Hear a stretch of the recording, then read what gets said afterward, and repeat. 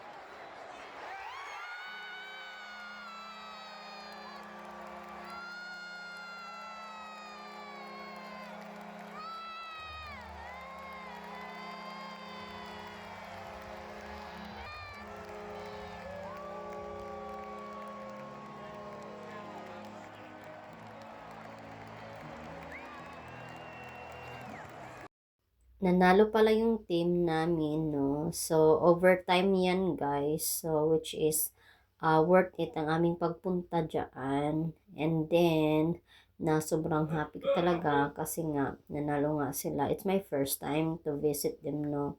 But I went a lot of hockey also. I mean, some of the hockey. So, this one is international hockey. So, it's the best experience, guys. So, ayan. Sobrang saya-saya ko. So, yun na nga. So, daghang salamat. Thank you so much, guys. Thank you for watching. Bye!